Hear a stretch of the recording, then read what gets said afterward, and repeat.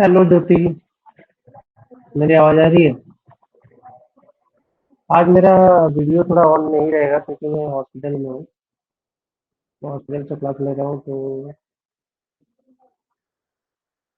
आज मेरा video on नहीं रहेगा।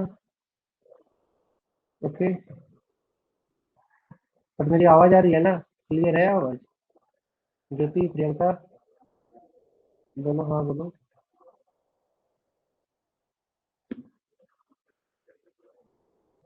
Are you able to listen me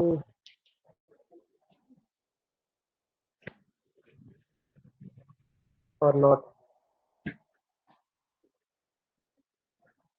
yes sir. Yes yes, पापा एडमिटेड है।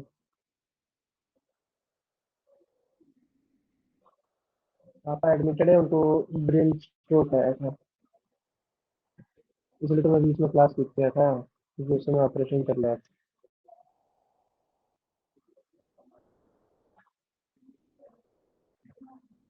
अभी ठीक है, बेड रेस्ट है। आज हॉस्पिटल में रहना पड़ रहा है मेरे को, इसलिए मैं आज और कल चल रहा हूँ।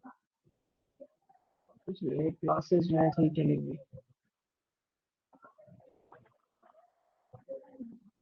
वॉइस क्लियर है? ओके, शुरू कर देते हैं।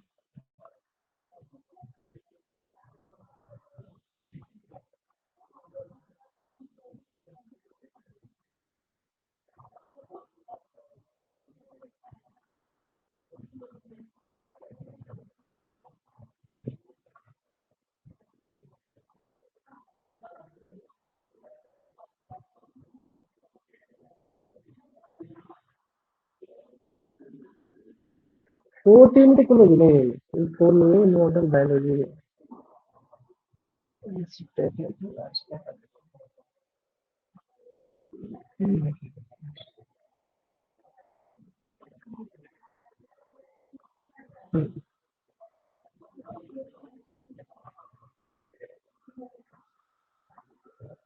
तो जैसे कि इकोलॉजी की शुरुआत की बात करते हैं, ये है इम्पोर्टेंट। इकोलॉजी जो है ये एक इम्पोर्टेंट टॉपिक है, तो डेफिनेशन पता होना चाहिए। देखो, हर चीज का डेफिनेशन अगर नहीं पता होगा तो गड़बड़ होगा। डेफिनेशन पढ़ो। इकोलॉजी क्या बोलता है? इकोलॉजी में भी defined as the scientific study of the relationship of living organisms with each other and with their environment। यहाँ पे यूज क्या किया? Scientific study. कभी कभी बच्चे इकोलॉजी और इकोसिस्टम में कंफ्यूज रहते हैं, है ना? ये दो वर्ड में हमेशा तुम लोग कंफ्यूज रहते हो। इकोलॉजी एंड इकोसिस्टम जो दो वर्ड हैं, इसमें हमेशा स्टूडेंट्स कंफ्यूज रहते हैं। उनको पता होना चाहिए कि इकोलॉजी जो है वो स्टडी है। ठीक है, ये स्टडी है। इकोसिस्टम जो है वो एक सिस्टम है। प्रोसेस जो है वो इकोसिस्टम। प्रोसेस की जो स्टडी है वो तुम्हारा इकोलॉजी है। इकोलॉजी खुद एक सब्जेक्ट है, इसलिए उसको साइंटिफिक स्टडी बोला जाता है। ठीक है,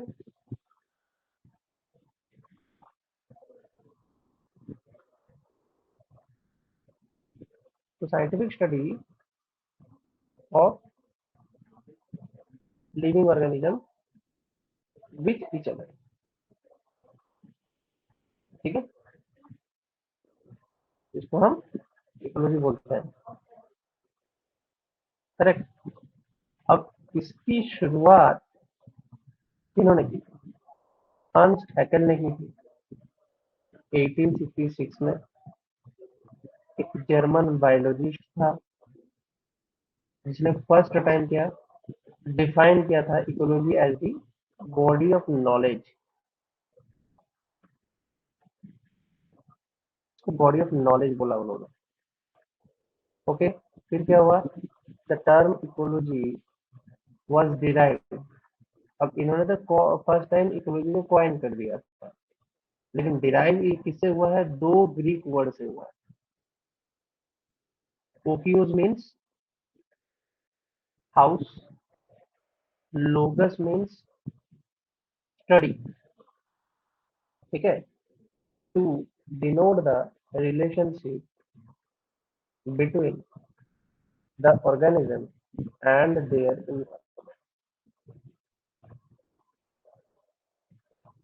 ठीक है, ये उन्होंने बोला।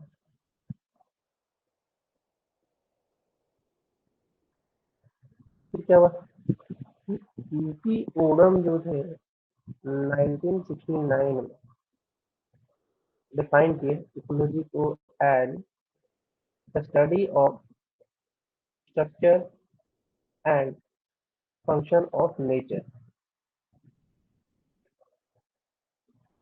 अलग अलग साइंटिस्ट ने अलग अलग तरीके की चीजें बोली, बट मूल भाव यही है कि हम क्या देख रहे हैं, हम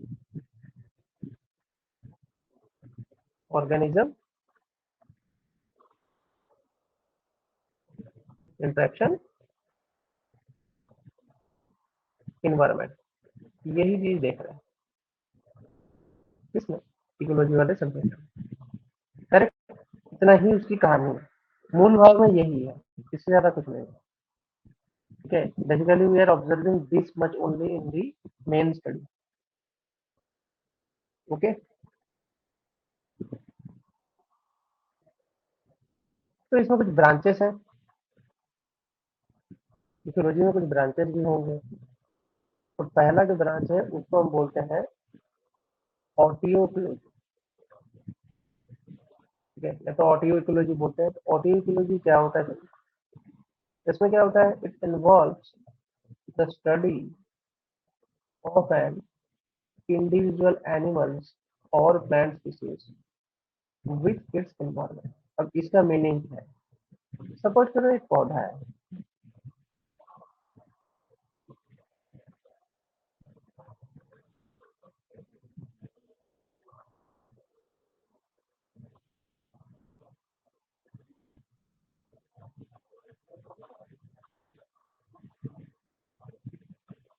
एक पौधा है, ठीक है, अब इसको सूरज रोशनी दे रही है, करेक्ट, कोई इसको पानी दे रहा है, कोई इसको खाद दे रहा है, करेक्ट, सॉइल से इंटरेक्शन हो रहा है, लाइट से इंटरेक्शन हो रहा है, वाटर से इंटरेक्शन। तो प्लांट में कुछ तो बदलाव आएगा, ठीक है, प्लांट ग्रो करता है, उसमें ब्रांचेस बनते हैं, उसमें कुछ बदलाव आता है, तो इसको क्या बोलते हैं हम, फाइटो सोशियोलॉजी, फाइटो सोशियोलॉजी,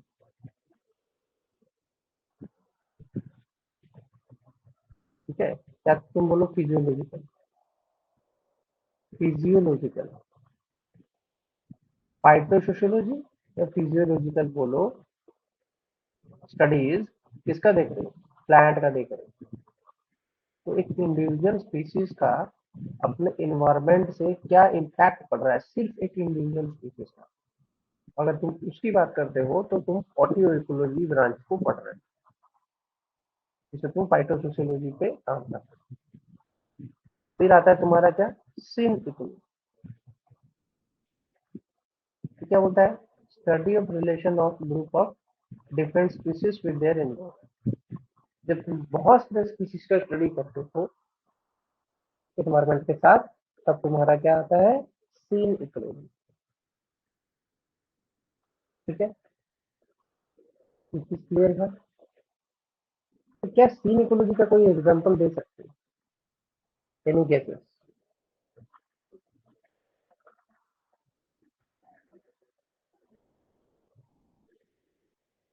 बता सकते हो सीन इकोलॉजी?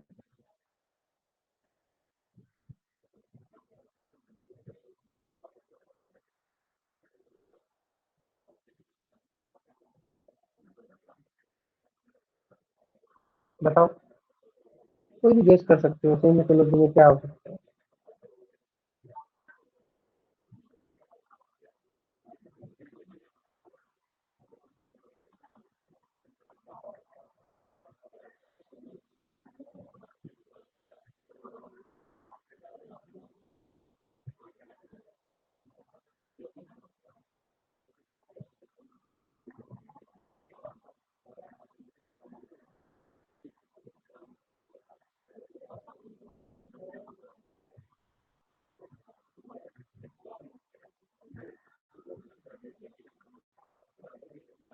कोई भी एग्जांपल दे सकते हो भाई, ऐसा कोई जरूरी नहीं है।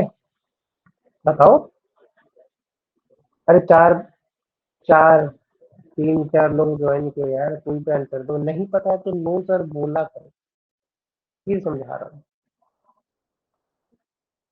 हमेशा नो सर बोलने की ना आदत डाल, ये सब नहीं पता, समय नष्ट मत करो। नहीं पता तो नो सर बोलो फटाक से, जल्दी।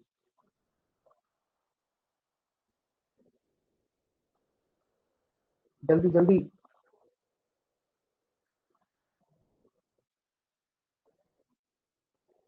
क्वेश्चन क्या है, मैं बोल रहा हूँ सील इकोलॉजी का एग्जाम्पल दो।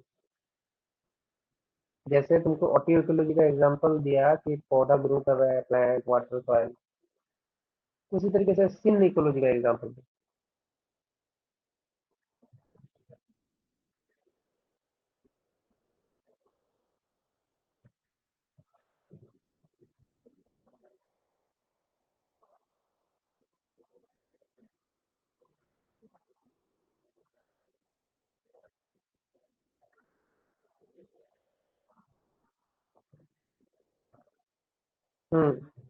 क्या ग्रुप ऑफ सेम स्पीसीज? मैं बोल रहा हूँ यहाँ पे study of relationship of the group of different species with their environment. हाँ लेकिन उससे क्या, कोई एग्जाम्पल दो ना, ये तो डेफिनेशन ही तुम बोल दे रहे हो कृष्णा वापस से, नया क्या बोल दिए तुम।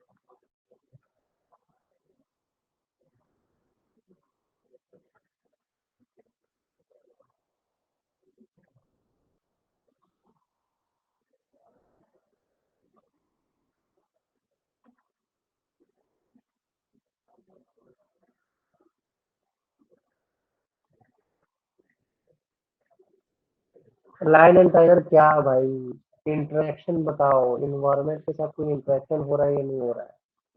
ऐसे सड़ियल सा एग्जाम्पल मत दिया करो, ये तो बस तुमने नाम बता दिया, तो प्रोसेस बताओ।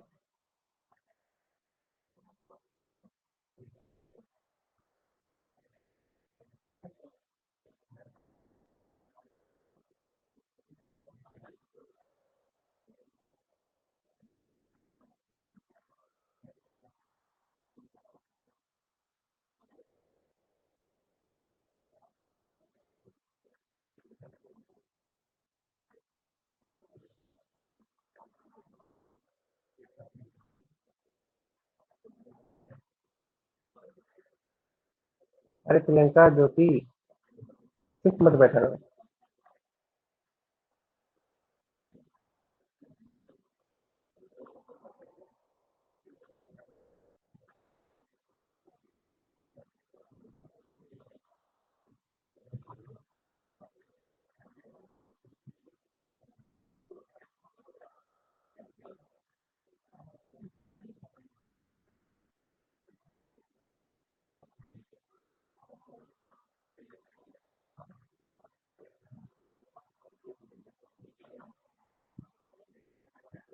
कुछ तो बताओ, नहीं पता तो नो सर भी तो बोल सकते हो प्रियंका और ज्योति, या चुप बैठना है।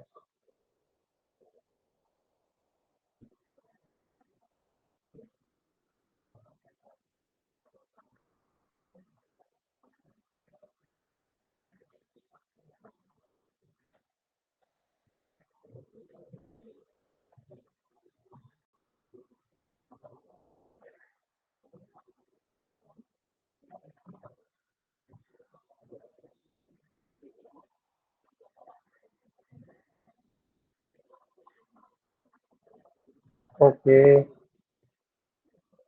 देखो मैंने बोला था इंटरेक्शन, है ना?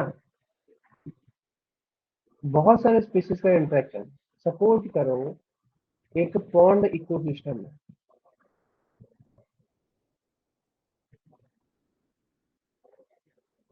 ठीक है? एक पॉन्ड इकोसिस्टम में मतलब तालाब है, उसमें एसिड रेन हुआ। क्या ये फ्लोरा एंड फौना जो भी मौजूद होंगे इस पॉन्ड में, सबको इफेक्ट करेगा? एवरीवन।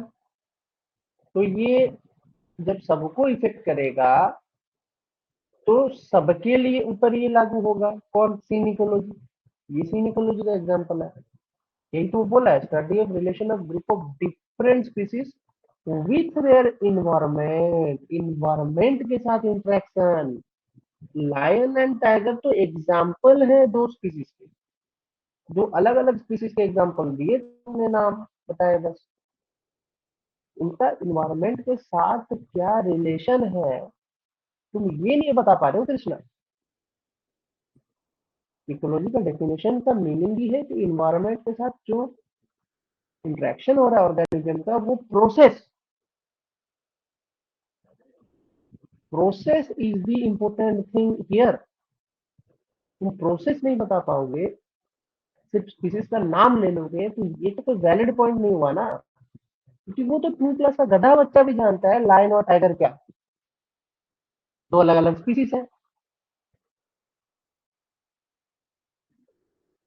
2 क्लास का दूध पीता बच्चा भी जानता है बाघ क्या है और शेर क्या है।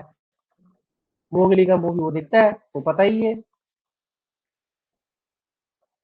उनको जब मैं डेफिनेशन पढ़ाया इकोलॉजी का, मैं पहले ही समझा।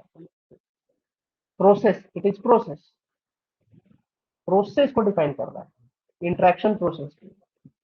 तो कोई इंटरेक्शन का एग्जांपल मैं तुमसे पूछा, तुम मेरे को क्या बता रहे हो? स्पीसीज के नाम। भाई स्पीसीज के नाम में क्या करूंगा? अचार डालू?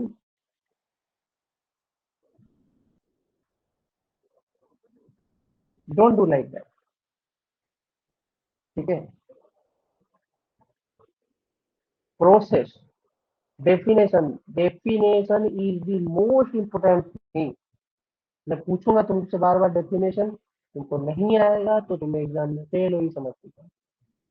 प्रोसेस इंपोर्टेंट पता होना चाहिए, डेफिनेशन पता होना चाहिए, क्या पूछा जाए। ध्यान से सुना करो क्वेश्चन। हाँ, अब बात आता है कि इसमें कुछ लेवल ऑफ ऑर्गेनाइजेशन होता है। लेवल ऑफ ऑर्गेनिजम्स, ऑर्गेनाइजेशन नहीं, लेवल ऑफ ऑर्गेनिजम्स, करेक्ट। सबसे पहले एक स्पीसीज आएगा, पता ही है तुमको, ठीक है? एक स्पीसीज जाने के बाद थोड़ा सा पॉपुलेशन बनेगा स्पीसीज के जोड़ जाड़ के। फिर क्या बनेगा? कम्युनिटी बनेगा जोड़ जाड़ के। फिर क्या बनेगा? इकोसिस्टम बनेगा जोड़ जाड़ के कम्युनिटीज को। फिर क्या बनेगा? बायोम बनेगा जोड़ जाड़ के, ठीक है? फिर फाइनली क्या होगा? बायोस्फीयर बनेगा।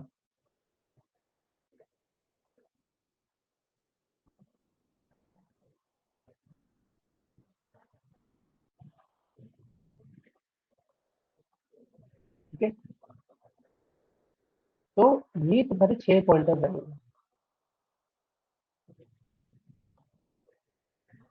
5 एंड 6। अब तुमको पता है कि कुछ इंडिविजुअल मिलकर पॉपुलेशन बनाता है, पॉपुलेशन से कम्युनिटी बनती है।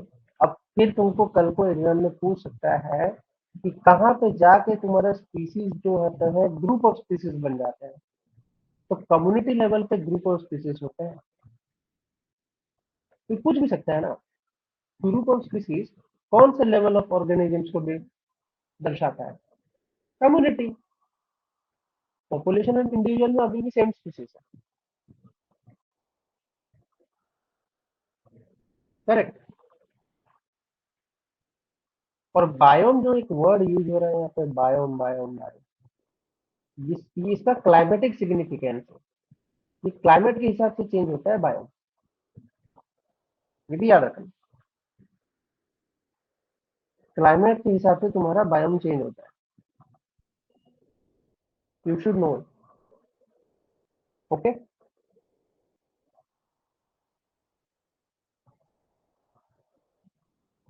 अब आता है थोड़ा इसके अंदर चलते हैं। सबसे पहले ये बोलता है कि ऑर्गेनिज्म, ऑर्गेनिज्म तो बेसिक यूनिट है, जिसको हम इंडिविजुअल भी बोलते हैं, स्पीसीज भी बोलते हैं, और सेंस। इंडिविजुअल हुआ, स्पीसीज हुआ, या ऑर्गेनिज्म हुआ, ये बेसिक यूनिट है। ठीक है। दूसरे में क्या है? Study of the form, physiology, behaviour, distribution and adaptation, ये हम पढ़ते हैं। पहली बात फॉर्म, दूसरा है फिजियोलॉजी, तीसरा है बिहेवियर, चौथा है डिस्ट्रीब्यूशन, फिफ्थ है एडेप्टेशन। फॉर्म मतलब किस तरीके के कंडीशन में है ऑर्गेनिज्म, है ना। दूसरा क्या है? फिजियोलॉजी। एक्चुअली में फाइटोफिजियोलॉजी प्लांट के लिए होता है, लेकिन अगर ऑर्गेनिज्म की बात करो तो फिजियोलॉजिकल स्टडी होता है। फिजियोलॉजी का मीनिंग क्या होता है? बाहरी अपेयरेंस। एक ऑर्गेनिज्म का बाहरी अपेयरेंस कैसा है। क्या ज्योति? बाहरी अपेयरेंस। कौन कितना खूबसूरत है, कौन कितना मोटा है, कौन कितना पतला है, कौन खा खा के ठूस के ये हो गया है, कौन ज्यादा मेकअप करती है, गोरी चिकनी दिखती है, ऐसे चीजें फिजियोलॉजी। लेकिन ये जानवरों पे मोस्टली हम ऑब्जर्व करते हैं। ठीक है। इंसानों पे तो कोई स्टडी होती नहीं है, इंसान तो खुद स्टडी करता है। तो फिजियोलॉजी जो होता है वो मोस्टली जानवरों पे ज्यादा मतलब देखा जाता है। ऑलमोस्ट प्लांट के स्पीसीज तो सारे स्पीसीज जो होते हैं वो सेम तरीके के ही होते हैं, एक इंडिविजुअल के, तो उसमें कुछ खास चेंजेस नहीं होता है। हाँ, सॉइल और वाटर की कंडीशन की वजह से उनमें चेंजेस आते हैं। तीसरा क्या है? बिहेवियर। जैसे इंसान पागल भी हो सकता है, इंसान समझदार भी हो सकता है, इंसान ज्यादा बातून भी हो सकता है, कुछ भी हो सकता है इंसान। उसी तरीके से प्लांट के भी बिहेवियर हो सकते हैं। प्लांट छोटा बड़ा, लीव उसके विदर्ड हो सकते हैं, लीव उसके बड़े छोटे किसी भी साइज के हो सकते हैं। ओके। Then comes distribution. ठीक है, किस तरीके का डिस्ट्रीब्यूशन है पूरे स्पीसीज का एक पर्टिकुलर जगह में, इसकी भी स्टडी होती है। और एक होता है एडेप्टेशन। क्या वो ऑर्गेनिज्म जो है वहाँ पर सर्वाइव कर पा रहा है? जैसे कि हाई टेम्परेचर में कुछ बैक्टीरिया का डेथ हो जाता है, तो क्या वो बैक्टीरिया अडेप्ट कर पा रहा है? नहीं कर पा रहा है, तो ये एडेप्टेशन की टेक्नोलॉजी भी चेक होती है। ये तुमको इतना डिटेल में क्यों पढ़ाया जा रहा है? क्योंकि जेआरएफ निकाल के पैसे कहाँ से लाओगे? जब तक कहीं पीएचडी ज्वाइन नहीं करोगे पैसे ला पाओगे क्या? नहीं ला पाओगे। इंटरव्यू में क्या पूछेगा? बोलेगा इकोसिस्टम एक यूनिट था यूजीसी नेट में, तुमने जेआरएफ निकाला है, इकोसिस्टम एक यूनिट है जेआरएफ में, तो इसके बारे में बताओ। और अगर सपोज करो तुम जेआरएफ निकाल दी, जेआरएफ नहीं निकाला, तुमने नेट निकाला, कल को जाओगे इंटरव्यू देने किसी भी प्रोफेसर के एग्जाम के लिए जहाँ पढ़ाना होगा तुमको, तो इसलिए कर रहे हो असिस्टेंट प्रोफेसर बनने के लिए। असिस्टेंट प्रोफेसर जब बनोगे तो वहां पे भी पूछेगा इंटरव्यू में कि इकोसिस्टम एक यूनिट है। आप इकोसिस्टम यूनिट जब पढ़ाएंगे, अब उसमें बताइए लेवल ऑफ ऑर्गेनिज्म की शुरुआत कहाँ से होती है? तुम बोलोगे ऑर्गेनिज्म, सर इंडिविजुअल। अच्छा, इंडिविजुअल में हम क्या क्या देखते हैं, किस चीज की स्टडी कर सकते हैं? पूछ लेगा, नहीं पता होगा। Form, physiology, behaviour, distribution, adaptation.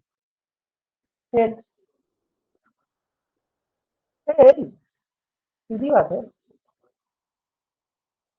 Process समझो। ठीक है। अब जो चीज तुम ना ही, सब चीज को ना फॉर ग्रांटेड मत लिया। तो तुमको पढ़ा रहा है ना, तो उसको फॉर ग्रांटेड मत लिया। क्यों समझा रहा हूँ?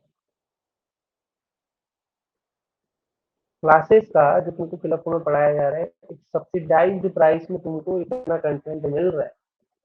इतना कंटेंट नसीब नहीं होता है, मैं बता रहा हूँ, मार्केट में बहुत रेट है कंटेंट का, but I am giving the very finest note.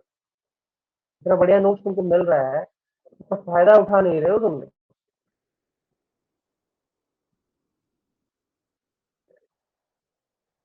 क्योंकि देखो, ये समझ में आता है, प्रियंका, ज्योति या कृष्णा हुआ, तुम तीनों का भी बिहेवियर ना मेरे को बहुत अच्छा समझ में आता है। तुम लोग पढ़ते कम हो, इसलिए क्वेश्चन नहीं पूछते। जो कम पढ़ता है ना, वो कभी क्वेश्चन नहीं पूछता है। जो ज्यादा पढ़ रहा होगा ना, वो पक्का क्वेश्चन पूछता है।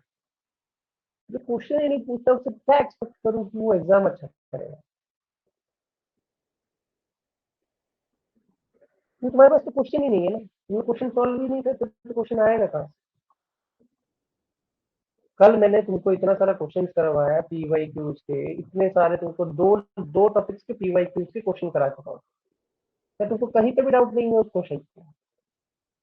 या कुछ भी सब सारी चीज समझ में आ गई बहुत बढ़िया से, नोट्स बना लिए हो? किसको धोखा दोगे जीवन में? किसको धोखा दोगे? तुम अपने आप को ही धोखा दोगे। टीचर तो पढ़ा के चला जाएगा, टीचर को तो सैलरी मिलती है। टीचर तो हमेशा पढ़ा के चला जाएगा, प्रोफेसर भी पढ़ा के चला जाएगा। जो कि इतना फाइट करके क्या फायदा है? ससुराल वालों से परमिशन लेके क्लासेस करना, फोन पकड़ के क्लासेस करना, रसोई करना, मेहनत करना, एक एक घंटा रोज देना, क्या फायदा है ये बताओ? तो पिछले साल से नोट्स बनाए जा रहा है, पिछले अटेम्प्ट से। मैं नोट्स आज तक मैंने देखे नहीं है, ना कोई बेनिफिट है उसका।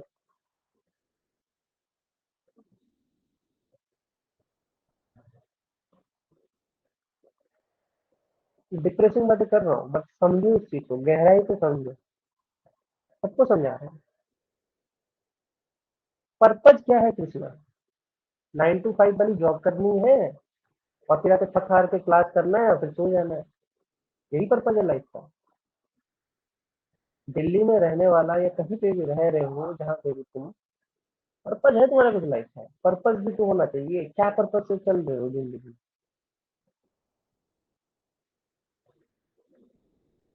ये क्वेश्चन पूछते ही नहीं है तुम लोग, अजीब हो तुम लोग एकदम।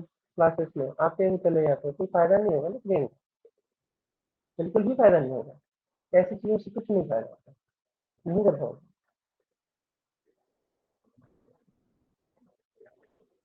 सब चीज अवेलेबल है, सब चीज अवेलेबल है मार्केट में, बस पढ़ने की देरी है। जिसके पास ज्ञान ज्यादा होता है ना, वो अच्छे से निकालता है चीजें। हम लोग बहुत हल्के में ले रहे हैं चीजों को। नहीं, हम तो पढ़ा के निकल जाएंगे देर बाई देर। कितने दिन तक इसको रिपीट करते रहोगे कोर्स? फिर भी तो पढ़ो। फोर्स कोई नहीं कर सकता तुमको, बस तुम्हारा है। ठीक समझा? क्योंकि देखो, तुम सोचने का दायरा तुम्हारा कमजोर है ना, तुम कोई भी क्वेश्चन पूछता हो तुम लोग बोलते हो नहीं पता है। क्यों नहीं पता है? क्योंकि सोचने का दायरा ही कम है। अरे कृष्णा बोलता है, हमको डांट पड़ती है, कम से कम बोलता तो है। प्रियंका और जो भी तुम लोग तो बोलते भी नहीं पता है बोल देते हो।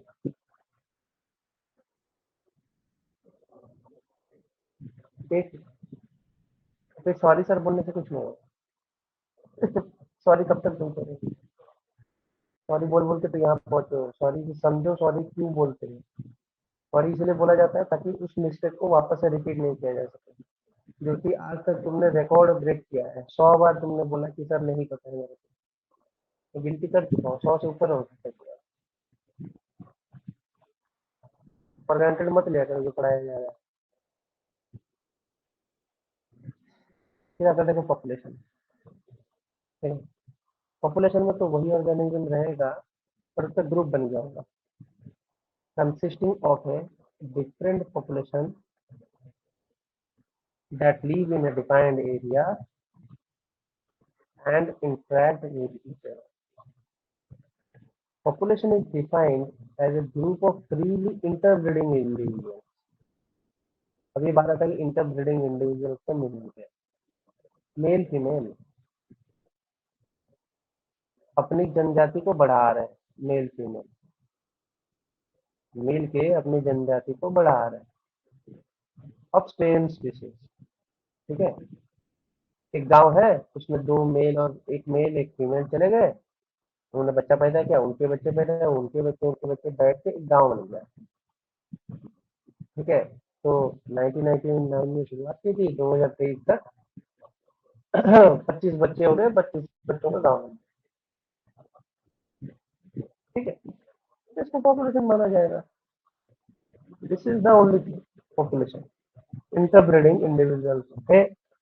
इंटरब्रीडिंग का मीनिंग मेल फीमेल, ऐसे इंडिविजुअल्स हो गए जिनके बीच में या मेल फीमेल इंटर वो क्या बोलते हो रिप्रोडक्शन प्रोसेस हो सके और बच्चे पैदा हो।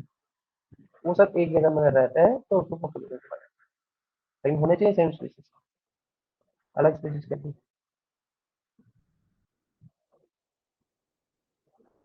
फिर आता है कम्युनिटी। कम्युनिटी क्या है? इसमें डिफरेंट स्पीसीज है that live in an area and interact with each other. अब इसका कौन एग्जांपल दे पाएगा मेरे को बताओ। एक एग्जांपल इसका तो दे ही दो कम्युनिटी का भाई।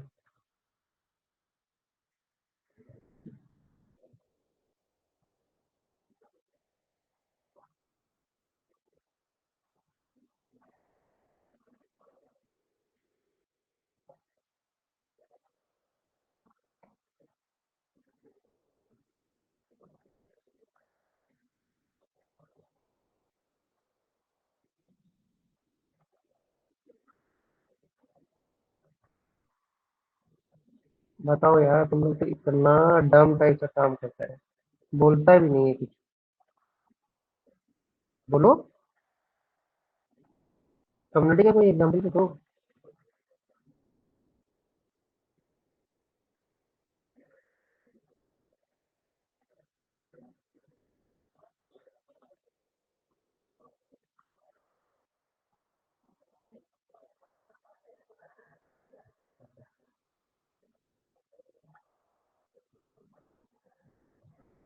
क्या हो सकता है एक कम्युनिटी का एग्जांपल में? क्या बोल सकते हो?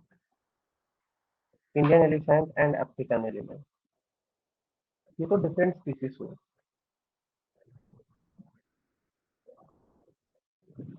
इनके बीच में कोई इंटरेक्शन होता है क्या?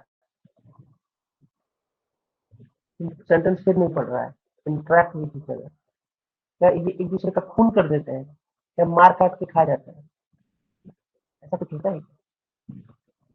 ये उसके साथ इंटरकोर्स करता है, ऐसा होता है? कभी सुना है इंडियन एलिफेंट और अफ्रीकन एलिफेंट एक दूसरे के साथ रिप्रोडक्शन कर रहे हैं?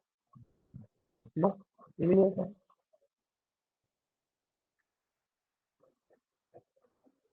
सिंपल एग्जांपल दो भाई, सिंपल एग्जांपल।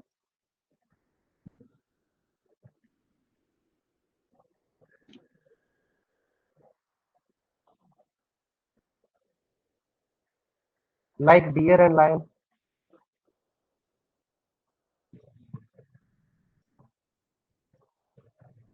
हो सकता है, ये हो सकता है। और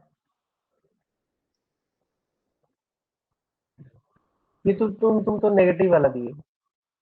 पॉजिटिव सेंस में कर ले तो फॉरेस्ट सबको देता है ना खाना, किसको किसको नहीं देता है बताओ? बर्ड्स भी फॉरेस्ट में रहते हैं, ट्रीज के पास। ठीक है, डियर, स्क्विरल, ठीक है, सब तो इसी में रहता है। तो फॉरेस्ट कम्युनिटी जो है, फॉरेस्ट की कम्युनिटी, फॉरेस्ट में कम्युनिटी होती है। फॉरेस्ट कम्युनिटी में ये जो है, ये जो तीन चार स्पीसीज है, ये कहाँ रहते हैं? ट्रीज के पास रहते हैं। तो क्या ट्रीज के साथ इनका एक बढ़िया रिलेशन नहीं है? बढ़िया रिलेशन है। वो ये सारे एग्जाम्पल है फॉरेस्ट कम्युनिटी। बहुत ही easy, simple, clear example. Deer lion एक नेगेटिव एग्जाम्पल, मार काट वाला एग्जाम्पल दे दिया।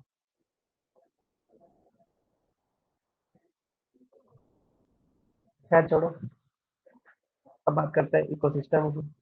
Ecosystem, it is the community of organism and their physical environment interacting as an ecological unit. वो था स्टडी, ये है प्रोसेस। ठीक है, अब ये है तुम्हारा बायोटिक और ये है तुम्हारा एबायोटिक। बायोटिक एबायोटिक कंपोनेंट का इंटरेक्शन, करेक्ट।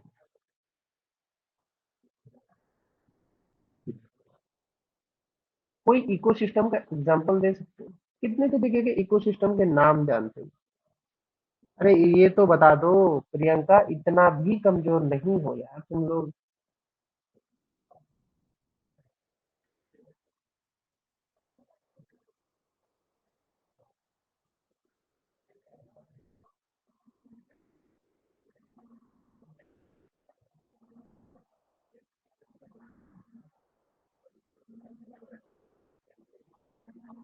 हम्म, कुछ तो आंसर दिया। और कोई बताएगा?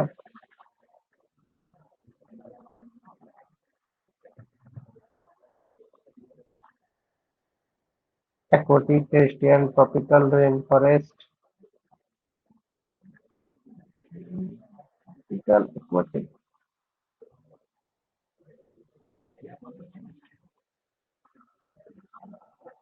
ट्रॉपिकल रेन फॉरेस्ट जो है वो इकोसिस्टम, सब इकोसिस्टम्स में है। इकोसिस्टम्स नहीं होंगे, सब ecosystems. Ecosystem tundra, desert, mangrove, aquatic, terrestrial, forest. Okay,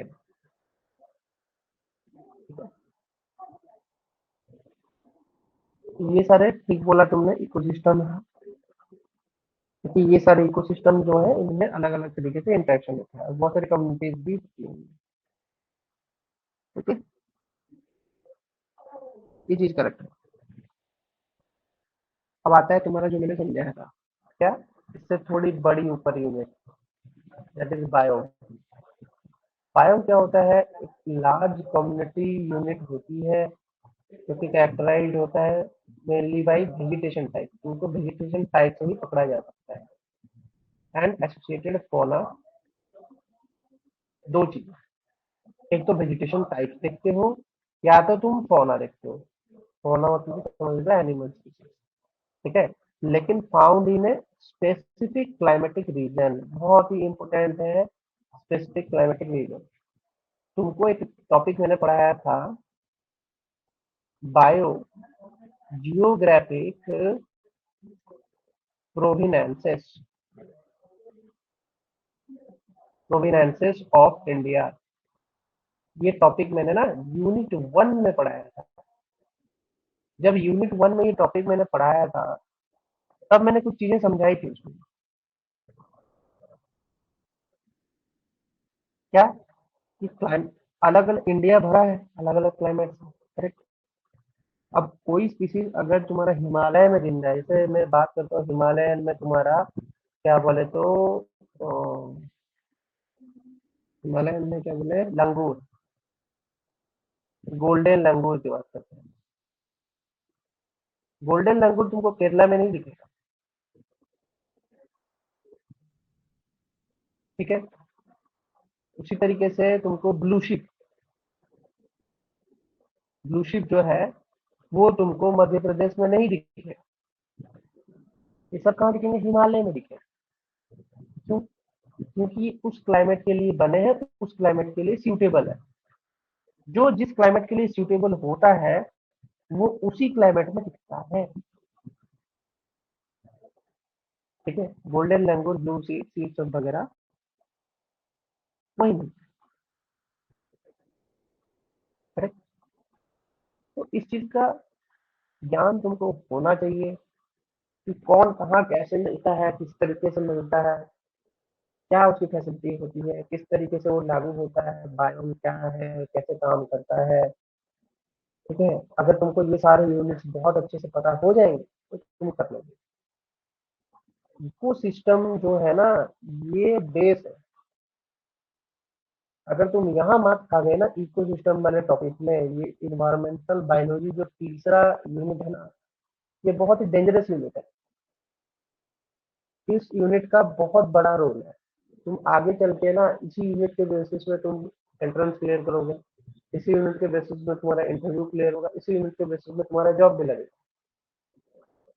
इसलिए इस यूनिट को बहुत अच्छे से पढ़ो।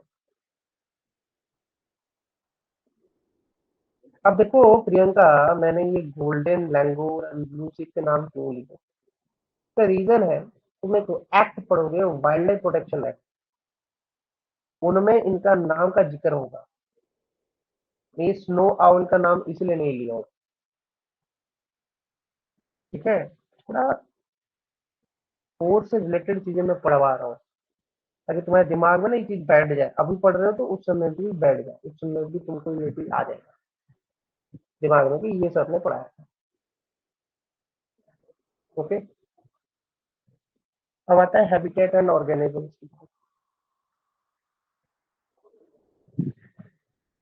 हैबिटेट क्या होता है? Habitat is the physical environment in which an organism lives। ठीक है, सबसे जरूरी चीज है, देखो याद रखो, हैबिटेट क्या होता है? Habitat is a physical environment in which organism lives. Organism जिन इन्वायरमेंट में रह रहा है, फिजिकल इन्वायरमेंट में, वो उसका हैबिटेट है। हैबिटेट क्या करता है? हैबिटेट प्रोवाइड्स एन ऑर्गेनिज्म, और नहीं है, an organism with everything it needs to survive. जैसे रोटी कपड़ा और मकान, इंसान को वही चाहिए, स्पेस, मकान, ठीक है, फूड, रोटी, ठीक है, ये भी आ जाएगा रोटी में। ठीक है, कवर और शेल्टर, कवर मतलब नंगा थोड़ी घूमोगे, कपड़े चाहिए ना, कपड़ा। मकान भी क्या करता है? तुमको प्रोटेक्ट करके रखता है दुनिया से। नंगा होने से हो जाता है ना, घर द्वार नहीं हो तो नंगे ही रहोगे तो दिखेगा तुमको। तो नंगा का सीन तो ही है कि मतलब कपड़े पहने हो फिर भी लोगों को दिखे, जरूरत नहीं है तो, ठीक है। तो रोटी कपड़ा और मकान के हिसाब से कौन दे रहा है तुमको? हैबिटेट देता है, करेक्ट। तुम जहां रह रहे हो, जैसे ज्योति अगर अपने क्या ससुराल में रह रही है, तो वो उसका हैबिटेट है, क्योंकि वहां से उसको सब चीज मिल रहा है, ठीक है। बाकी लोग अपने घर में रहे तो उनका घर उनका हैबिटेट है। ओके, तो अर्थ के पास चार हैबिटेट है, अर्थ के पास ओनली चार हैबिटेट है, ठीक है। देखो टेरेस्ट्रियल की बात करें तो टेरेस्ट्रियल में फॉरेस्ट, टाइगा, बोरियल, टुंड्रा सब आ जाता है, ठीक है। फ्रेश वाटर की बात करें तो तुम्हारा क्लीन वाटर में पॉन्ड, लेक, ये सब आता है। एस्टुरिन वाटर की बात करें तो वो तुम्हारा ओशन के किनारे जो वाटर बनता है, वो एस्टुरिन वाटर में आ जाता है, ठीक है। फिर तुम्हारी बात करते हैं तो ओशन, वास्ट ओशन, तो you know it, vast ocean भी आ जाता है। तो ये सब के सब जो है तुम्हारे चार हैबिटेट मौजूद है, करेक्ट। लेकिन एक वर्ड एक और एक वर्ड है जिसमें स्टूडेंट्स जो होते हैं वो कंफ्यूज हो जाते हैं। ठीक है, एक मिनट, एक मिनट।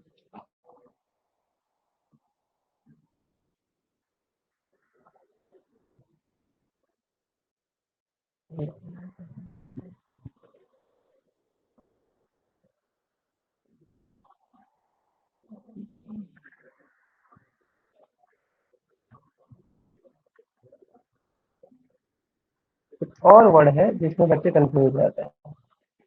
वो वर्ड क्या है? नीश। नीश एक वर्ड है। तो एक नेचर में क्या होता है, in nature Many species occupy the same habitat, but they perform different functions.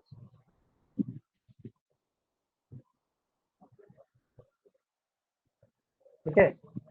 नीश क्या होता है? देखो, देखो बहुत सिंपल वर्ड है बट बहुत गहराई में बोल रहा हूँ। मेनी स्पीसीज, सारे के सारे जितने स्पीसीज हैं वो सेम हैबिटेट को ऑक्युपाई करते हैं। सेम हैबिटेट मतलब मैं बात करता हूँ, जैसे कि ज्योति अपने घर में रह रहा है। ठीक है। ज्योति के गली के कुत्ते ये भी वहीं पे रह रहे हैं। ठीक है। ज्योति के घर के बैक्टीरिया ये भी ज्योति के साइड में रह रहे हैं। ठीक है। ज्योति के गली में तालाब है तो उसमें रहने वाले ऑर्गेनिज्म भी वहीं पे रह रहे हैं। समझा? तो ये बहुत सारे स्पीसीज है, ये अलग अलग स्पीसीज है सेम हैबिटेट में रहे। ठीक है। तो ज्योति का जो घर का इलाका है ये सबको खाना तो वही दे रहा है। अब कुत्ते को उसके आस पड़ोस में रहने वाले लोग रोटी दे देते हैं। बैक्टीरिया को ज्योति खुद खाना दे देती है घर से। और तालाब में रहने वाले प्राणी को भी खाना मिल जाता है। तो एक ही हैबिटेट सबको खाना देता है। ठीक है। लेकिन ये तो हैबिटेट है। लेकिन अगर हम बात करते हैं the functional characteristics of a species in its habitat are referred to as niche in a common habitat. Okay. अब थोड़ा और गहराई में जाएंगे। हैबिटेट जो होता है स्पीशीज का वो एक तरीके से एड्रेस होता है, मतलब उसका घर होता है जहाँ पे वो रहता है, वेर इट लिव्स। लेकिन हम नीश की बात करें, नीश क्या होता है? प्रोफेशन होता है। करेक्ट। बैक्टीरिया कूड़ेदान में मिलेगा क्योंकि उसको कूड़ेदान में क्या करना है?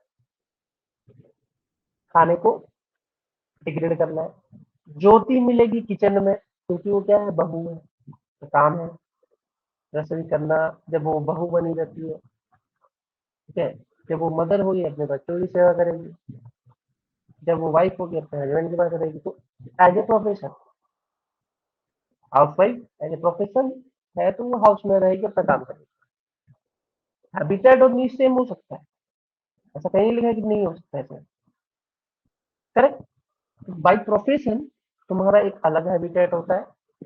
हैबिटेट तो नहीं, उसको बोलेंगे बाई प्रोफेशन। जो होगा वो नीश होगा, जहाँ पे तुम काम करते हो वो नीश है तुम्हारा। ठीक है। हैबिटेट क्या है? सिंपल एड्रेस, जहाँ पे तुम्हारा घर। करेक्ट। इन दोनों चीजों में क्लियर रहना।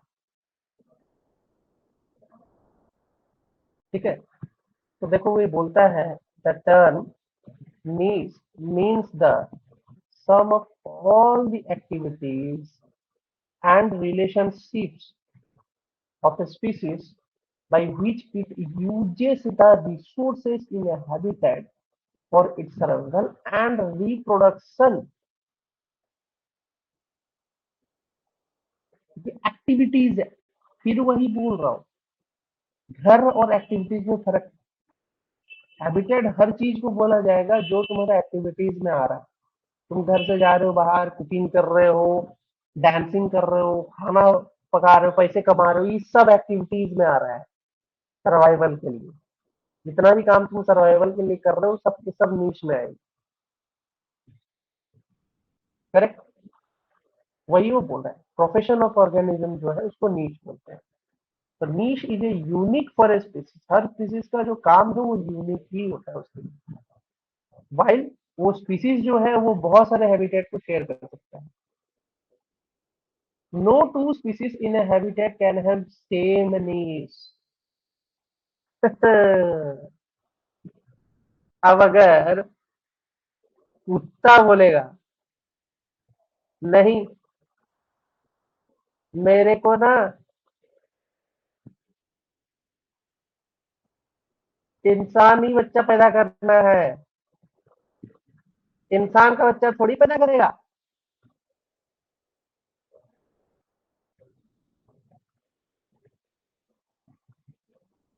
क्या पॉसिबल है क्या? करेगा क्या? नहीं है ना पॉसिबल। कुत्ता इंसान का बच्चा पैदा कर सकता है क्या? नहीं कर सकता ना। सेम दो अलग अलग स्पीसीज है और वो एक ही काम करे, पॉसिबल है क्या? नहीं पॉसिबल है ना जी। इंसान कंप्यूटर चलाएगा, कुत्ता बोलेगा कुत्ता भी कंप्यूटर चलाएगा, पॉसिबल है क्या? कुत्ता और इंसान दोनों कंप्यूटर चला सकते हैं, नहीं पॉसिबल है। क्यों? क्या है बता? This is because if the two species occupy the same niche, they will compete with one another until one is displaced। मतलब एक जब तक खत्म नहीं हो जाता है तो वो एक दूसरे से लड़ते रहेंगे और खत्म हो जाएंगे। यही होता है। अगर एक खाने पे दो लोग झपटे, दो से दो अलग अलग स्पीसीज एक ही खाने के लिए झपटे, तो उनमें फिर झगड़ा होता है। तुम देखना, अगर तुम रोटी फेंकते हो घर के बाहर तो उसमें कौवा भी आ जाता है, गिलहरी भी आ जाती है, चूहा भी आ जाता है, चिड़िया भी आ जाती है, सब आ जाते हैं खाने के लिए उसी एक टुकड़े रोटी के लिए। तो ये क्या है? कंपटीशन है। तो इनमें से एक ना एक दिन एक गायब हो जाएगा, कोई ना कोई डोमिनेंट हो जाएगा जो फिटेस्ट वन सर्वाइवल होगा। यही तो डार्विन की थ्योरी बोलती है। करेक्ट। हाँ। अब ये फिगर मैं तुमको क्यों दिखा रहा हूँ, वाई इट इज नेसेसरी। देखो, चैंपियन एंड सेठ की कहानी सुनो। चैंपियन और सेठ दो क्या थे? चैंपियन एंड सेठ जो थे, उन्होंने, दो साइंटिस्ट बोलो, इकोलॉजिस्ट बोलो, ठीक है, तो 1968 में, 1968 के ईयर में उन्होंने 16 फॉरेस्ट टाइप्स डिफाइन किए थे जो कि मौजूद है। उनमें से पहला है ट्रॉपिकल फॉरेस्ट, दूसरा है मोंटेना सब ट्रॉपिकल फॉरेस्ट, तीसरा है मोंटेना वेट टेम्परेट फॉरेस्ट, चौथा है तुम्हारा सब अल्पाइन फॉरेस्ट, पांचवा है तुम्हारा अल्पाइन स्क्रब्स। ठीक है, tropical forest, montane subtropical forest, montane wet temperate forest, subalpine forest and alpine scrubs. ये पांच टाइप्स है, इनके अंडर में 16 अलग अलग टाइप बनाए। जैसे कि मॉइस्ट में आया wet green, semi green, moist deciduous, littoral swamp forest, dry deciduous, thorn forest, dry evergreen, broad leaf hills, pine forest, dry evergreen, wet temperature, Himalayan moist temperature, Himalayan dry temperature, subalpine forest, moist alpine scrub, dry alpine scrub. ठीक है। अब इनमें देखो confusion क्या है, तुमको पता होना चाहिए कि ट्रॉपिकल फॉरेस्ट मतलब ट्रॉपिकल रीजन में पाए जाने वाले फॉरेस्ट। उनमें से भी दो होंगे, एक ड्राई होगा एक मॉइस्ट होगा। ड्राई वाले जो होंगे वो मोस्टली एवरग्रीन टाइप से होंगे, या तो डेसिडियस होंगे, क्योंकि ज्यादा पानी होने से इधर पत्ते झड़ते हैं, या तो वो ग्रीन बन जाते हैं। तो झड़ने वाले जो है वो डेसिडियस, कुछ होंगे स्वैम्पी क्योंकि बारिश में भीग भीग के स्वैम्प में चले गए होंगे, और कुछ एवरग्रीन होंगे, कुछ सेमी ग्रीन होंगे। स्वैम्पी वाले तो समझ रहे हो, मैंग्रोव फॉरेस्ट है। लेकिन पूरा ही जो ड्राई है वो क्या है? Dry deciduous. उनमें क्या होगा? पानी होगा नहीं तो थॉर्न निकलेगा, कांटेदार पौधे होंगे। ठीक है। और कुछ तो ड्राई एवरग्रीन भी है कि ग्रीनिश है तो ग्रीन है, पहले से ही ग्रीन है। ठीक है। फिर आता है सब ट्रॉपिकल। ट्रॉपिकल से थोड़ा आगे जो पढ़ाया था ना, सब ट्रॉपिकल, जो विंड के बारे में तुमको विंड का डायग्राम देके बनवाया था, विंड का डायग्राम तो बताया था ना, सब ट्रॉपिकल रीजन कौन सा है, जो हॉट लैटिट्यूड का कहानी 35 डिग्री वाला कहानी बताया था। तो ये उन रीजन की बात कर रहा है। तो सब ट्रॉपिकल में भी अलग अलग फॉरेस्ट मिलते हैं, इसमें ड्राई एवरग्रीन है, पाइन फॉरेस्ट है, ब्रॉड लीफी हिल फॉरेस्ट है, ये सब भी मौजूद है। ठीक है। अब वेट भी है, वेट में हिमालयन आ जाता है, हिमालयन हिमालयन हिमालयन जितने भी सब माउंटेन और वेट टेम्परेट फॉरेस्ट में आता है। सब अल्पाइन फॉरेस्ट अल्पाइन से थोड़ा नीचे, तो वो सब अल्पाइन फॉरेस्ट हो जाएगा। अल्पाइन में क्या हो जाएगा, moist alpine scrub and dry alpine scrub, दो ही है। एक तो भीगा हुआ मिलेगा, नहीं तो नहीं भीगा हुआ मिलेगा, दो तरीके की पौधे मिलेंगे। तो ये जो 16 नाम है फॉरेस्ट के, ये कभी कभी इंटरव्यू में पूछ लिया जाता है और एग्जाम में भी आ जाता है कि चैंपियन सेट का जो क्लासिफिकेशन है उनमें कितने फॉरेस्ट थे और कौन से साल में वो आया था। This is very very important topic जो मैंने तुमको कवर आउट कर दिया आज में। कुछ कुछ ऐसे ना जिस्ट भी देता रहूंगा, तो बीच बीच पे इनको भी पकड़ लो, फैक्चुअल टाइप। ठीक है, चलो आज का क्लास यहाँ पे समाप्त करेंगे। कल भी इसी टाइम पे क्लास रहेगा। कल भी हम लोग रिवीजन करेंगे, इसी को इकोलॉजी को आगे बढ़ेंगे। लेकिन यार पढ़ो यार, बहुत ढीला हो यार, सुस्त हो जाता है तुम लोग एकदम, सुस्तबाजी में जिंदगी चल रही है, क्वेश्चन वोश्चन कुछ कर नहीं रहे। शायद ठीक है, देखते हैं क्या करते हैं।